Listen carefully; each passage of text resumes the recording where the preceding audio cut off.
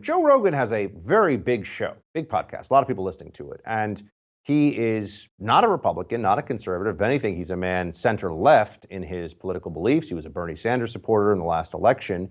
And yet people listen to him because he asks questions. A lot of people, I mean, of all political persuasions, he asks questions and seems genuinely curious about the answers. He lets his guests talk, and he does not shy away from not just controversial issues, but even controversial opinions. So that has led to the left deciding that he must be deplatformed. That's right. He is at Spotify, and the little crybabies of the left are whining about it, as they always do. Here is Joe Rogan now having to explain the problem of, as they call it, misinformation on his show. Watch this. The problem I have with the term misinformation, especially today, is that many of the things that we thought of as misinformation just a short while ago are now accepted as fact.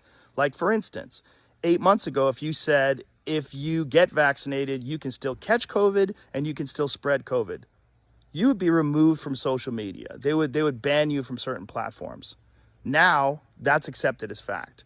If you said, I don't think cloth masks work, you would be banned from social media. Now, that's openly and repeatedly stated on CNN. If you said, I think it's possible that COVID-19 came from a lab, you'd be banned from many social media platforms. Now, that's on the cover of Newsweek.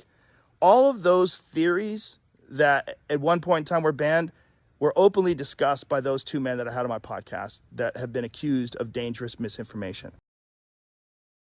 Let's understand everything he says there is true about misinformation and how what is the consensus keeps changing, because the consensus has often, especially about COVID, been wrong. But beyond that, why do they use this term? Why not just say lies? Why not just say information that's incorrect? Well, because it's not about accuracy.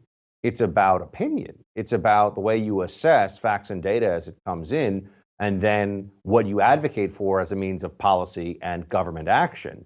There is now officially consensus being forced down everyone's throats all across the country from the federal government on COVID policy. It's true of many Democrat states as well. They don't want people to be able to say, hold on a second, what are you basing this on? Where's the data to support this? It's shut up or else. That's why they use the term misinformation, because it's broad, it's vague, it's a political term, as opposed to factually inaccurate or lies, which people would say, well, hold on. What is the misinformation? What has been said on Joe Rogan's show, for example, among many other shows, that would qualify at Spotify or on the left in general as misinformation? They never give you any specifics on that. They don't have an interest in telling you, really.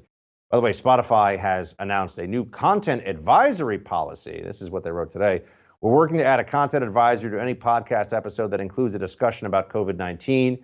This advisory will direct listeners to our dedicated COVID-19 hub, a resource that provides easy access to data-driven facts, up-to-date information as shared by scientists, physicians, academics, and public health authorities around the world, as well as links to trusted sources.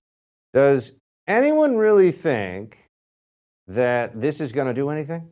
That anyone's going to listen to a Joe Rogan or any other podcast for that matter and see some COVID content advisory and go, you know what I'm going to do now? I'm going to go read a whole bunch of stuff on the CDC website. That sounds like a plan.